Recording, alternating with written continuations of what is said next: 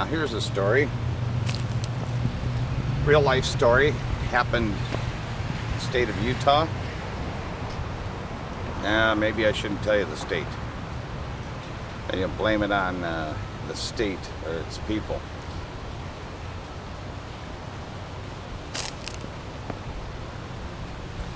When my son was in 3rd grade, he came home with a note from school saying if a child owed even a nickel on their meal tickets, that the school was not going to feed them.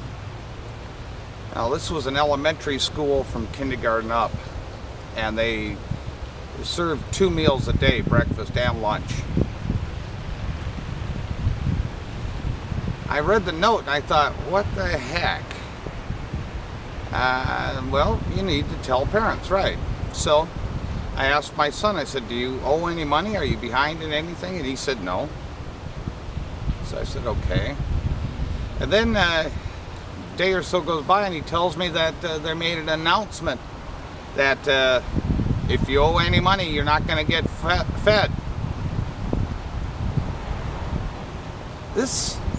I started thinking about it. I owned a restaurant at the time, and I thought, this is bad. Scaring these little guys that they're not going to get food because they owe some money. When we've paid for the school, we're paying the cooks, all the administrators, everything's in place. And because I was in the restaurant business, the supplier told me they've already bought the food, it's already paid for. But they're not going to give it to the kids that owe a nickel. And in my mind, I knew a lot of these kids came from poor families where maybe meals weren't that regular.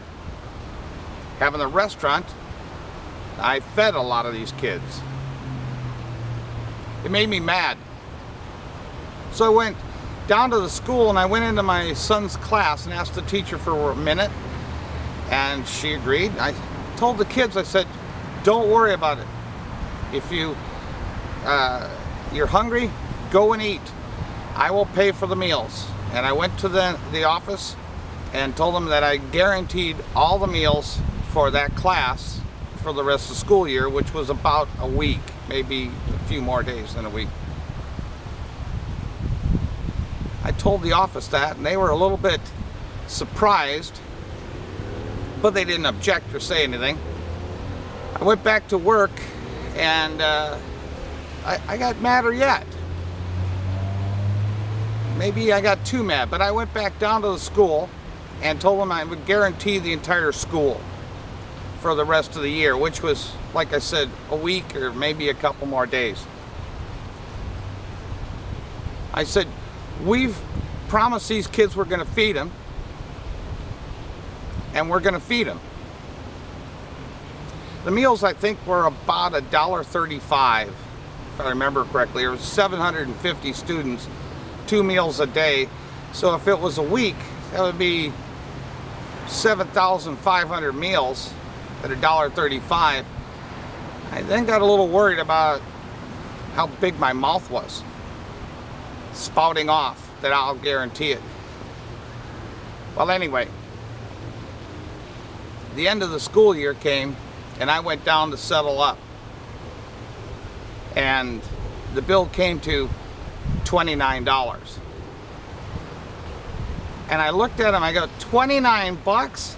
And you're gonna scare all these little kids for $29? Yeah. We think we're sending our kids to school to people that care about our kids, that are gonna educate them, give them some of the best gifts that you can have. A mind that works, a foundation of intellectual curiosity and study. And this is what we're getting? Well, that was bad enough. But let's take that true story, that real life story, and apply it to how the world works today. If a woman were divorcing a man, and in divorce court she said that she goes to work all day and the husband's at home and he won't feed the kids. Not only not feed the kids, he won't let them go into the kitchen, just like at school. The kids couldn't sneak into the kitchen and grab some crackers or a banana or something. If this wife were to claim that the husband would not allow the kids to eat breakfast and lunch, that they only got to eat once she got home, that would be, what? You tell me, what kind of child abuse would that be? Yeah. Think about that one. Now this whole school district, this whole elementary school, including the principal, was almost all women. Why didn't they cough up the $29? Why didn't they even think about it? Why did they think about scaring these kids? Why didn't they threaten the parents instead of the kids? Because the kids were easier for them to get to. This is what's going on today. Well, having the restaurant, having my children with friends that would come over that were poor and hungry, we were always feeding other people's kids. And they needed it. And I wasn't going to deny it if I had it to give.